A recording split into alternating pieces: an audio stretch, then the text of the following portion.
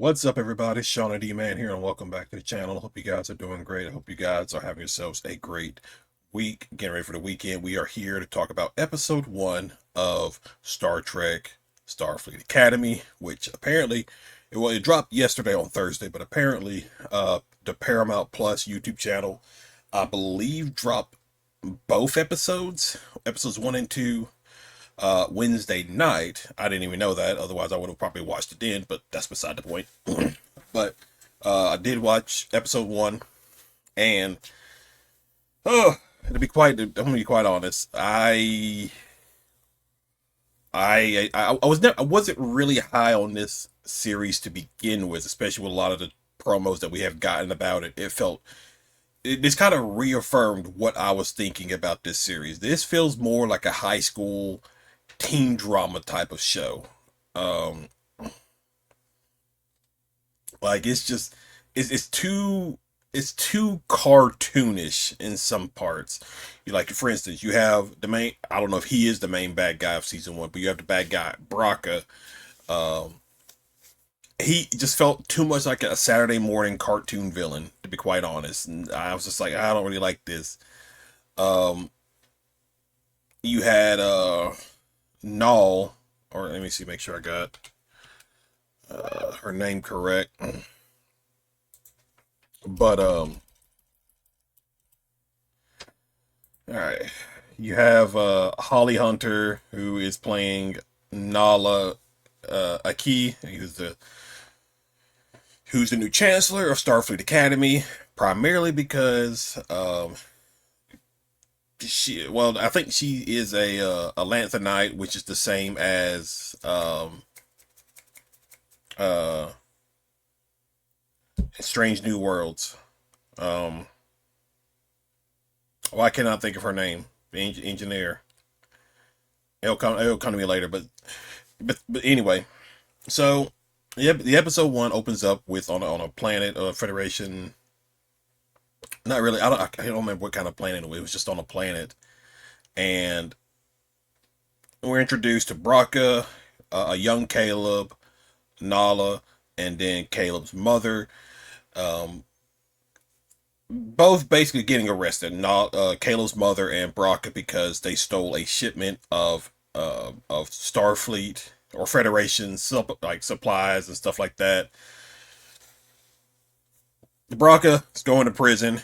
The mother ends up getting. She's basically going to a rehabilitation center because even though she basically turned on Braca, it seems she was complicit in the killing of a Starfleet officer. And so the mother and the son get separated. 15 years later, the son is still looking for the mother. Nala has basically quit Starfleet. And I felt like this was hollow to me.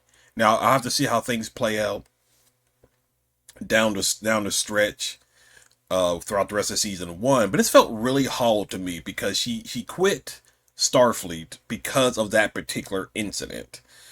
And I was just like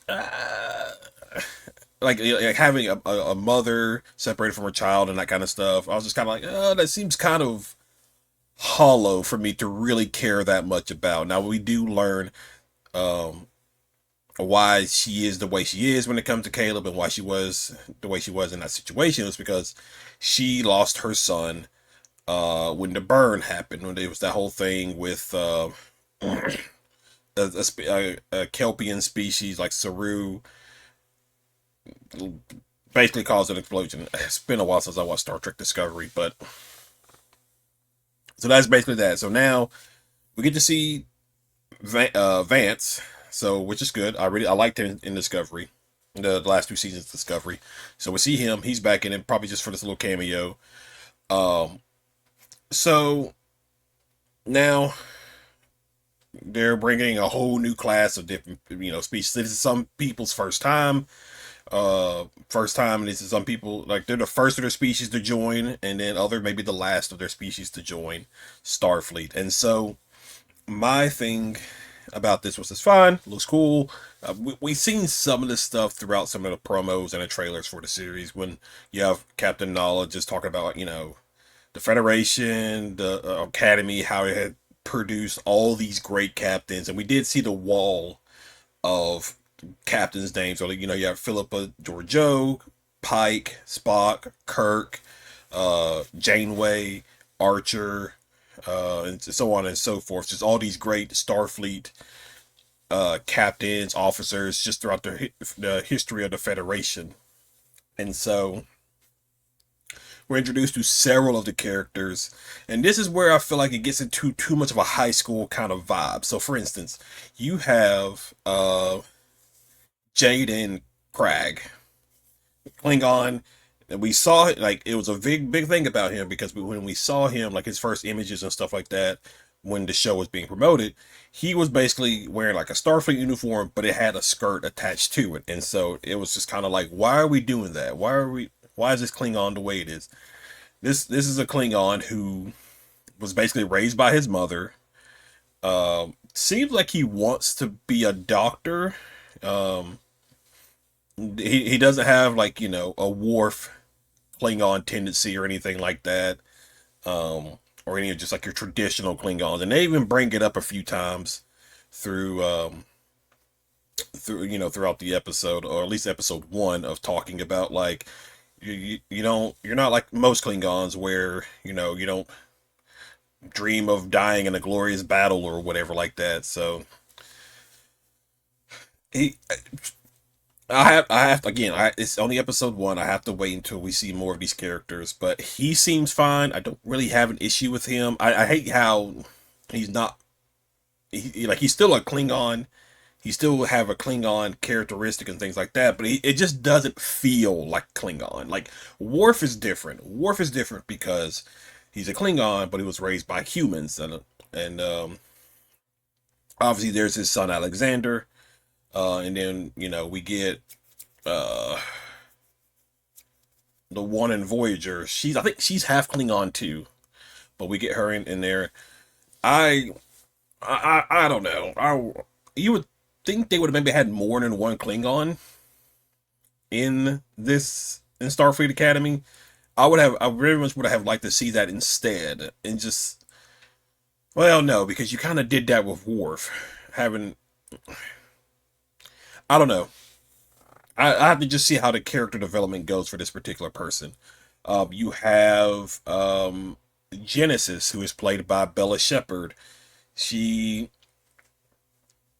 she's okay. She's very sarcastic. There's a moment where she kind of overhears or eavesdrops on Caleb trying to send a subspace relay to his mother, because his mother, come to find out, escaped prison a year ago but has not reached out to Caleb at all. Meanwhile, he's out here risking his life to try to find her so he can get to her. And she just does this whole thing like, I could keep your secret. If you know, do my chores, feed me, clothe me. That is just random, like, joking stuff and stuff like that. So you have um, who else was there? You have the character Sam, which I thought was a autistic person at first, to be quite honest, because the way they were acting. But no, this seems to be a hologram. I mean, not. It's a hologram with a synthetic body, maybe. Um, Nothing like what the Doctor is for well, yeah. I guess basically the Doctor is the same way as well. It was just such a weird thing, because it was just like, what's wrong with you? Why are you acting this particular way? But it comes to find out this is the first time. Um, she's technically has the body of a 17-year-old, but she's only been, I guess, active for like 4 months at this point. So, but overall, so we just get introduced to all these different characters. You have Durham, who is uh a Collarin, I believe that's what it was called. So episode one basically is just them leaving. Um, I guess it was Starfleet headquarters is where they're at, but they're aboard Athena, heading to basically campus, heading to Earth, San Francisco, and I believe that's where most of the season is going to take place, is on campus, maybe in space here and there as well. But Braca shows up. He was able to find the ship by accident because Caleb sent their subspace relay to try to reach his mother. And it's just this whole cartoonish thing with Braca and Nala, and it was just kind of like, why are we doing this? This just like I cannot take this serious, and it's just it doesn't bode well. I mean, it doesn't bode well, I guess. I mean, depending on how you feel about Star Trek up to this point, but it was just I don't really like it all that much. So the plan is Brock is going to try to steal the warp core, sell it off to people. Um, it's up to Caleb, Genesis, Duram, and some of the other Starfleet people to devise a plan to get him off the ship. Braca escapes, as obviously he would, because he's a villain. Um, and so there's gonna be like a lot of things. If you're a Star Trek fan, there's probably gonna be like a lot of things in it that you're gonna probably like point out and like this should not be here, that should not be there. There's like the one with Laura Torque. She's like half Klingon and half something. A lot of people have brought that up multitudes of times, talking about that's not really possible because of the species and stuff like that. Um, we haven't seen Reno yet. At least at the time of me recording episode one, we haven't. So she may show up in uh episode two, and there's probably a few other characters that we have not seen just yet either. I forgot Paul Giamatti was playing uh, Barack, or not Barack, Barrack, uh, Baruch. How do you say it? I don't even remember how you say it. Um, yeah, just overall, episode one of Starfleet Academy. I don't know. I feel like I'm gonna have to like wait until I fully see this first season to have a full grasp of this season because again, it's just felt like just I don't think the promo stuff helped at all. Like the one that has them all like laying on the grass and all that stuff. It just felt like a very Boy Meets World, but Gilmore Girls kind of vibe to it. And it's just kind of like I don't think that's really necessary. I am gonna be curious to see on what people. Let me see real quick while I got time. I want to see if anybody like what people are saying about Starfleet Academy, if any. Obviously, you're gonna have like those bot accounts who just post up. Why is Ghidorah trending? What the heck?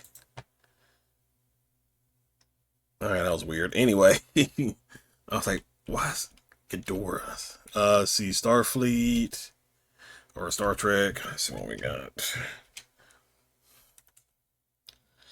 All right, I just want to see what people are talking about it real quick. So the latest. Oh, it's Grok. All right, so you got one here. I'm watching Starfleet Academy episode one now, and seeing you in it. Oh, it's just talking about somebody. Oh, Becky Lynch. That's who. Oh yeah, I forgot she was a wrestler. She's in it. Anyway, two words: Starfleet Academy, the newest Star Trek show, and I say that loosely because it's loaded with left wing tropes. Yeah, pretty much is. um, what else we got? Because like there's a moment where Duram and Caleb are fighting and stuff like that. I would have rather Crag break it up, but they had Genesis break it up, and I was just kind of like, mm. And then she does this whole thing of like she's like, I don't date guys who die heroically or something like that. I mean, I knew what she was trying to do was to encourage Duram to keep going because of his species, which actually looks really, really cool. He can survive the vacuum of space for up to about 8 minutes and certain pressures and stuff like that. But it's kind of close. And so let's see what else we got real quick. So far, I'm not really seeing many people. Starfleet Academy bad, not watchable, fascist, fake TV like Discovery or Picard. Plus, and it's if not, oh, Strange New Worlds, just mad, underbaked. Okay, teen drama. Mom sounds like a crack addict. Lack of food in Star Trek universe. Federate. Now again, I'll push back on that one because this is technically during the burn, like after the burn. So a lot of things Probably was not really accessible, but it is what it is. Federation let a murderer free 12 times. Child of a single mom becomes a violent criminal. Main Shar is an old lady who needs chapstick. Okay. I have no idea who wrote this glowing review, but Starfleet Academy is going to be an absolute laughingstock. A cheap, hollow caricature of what Star Trek once was. The headline alone. Okay, this is just them piggybacking. So, I think you're gonna find people who like it. You're gonna find people who don't like it. And overall, I'm gonna still watch the season. I'm gonna wait till all the 10 episodes are out before I fully give like my thoughts about the season as a whole. But as of right now, it's episode 1 of Star Trek Starfleet Academy. I'm not really all that impressed. So it's gonna be interesting to see how things play out was episode 2 and the rest of the season. But guys, that is relatively it.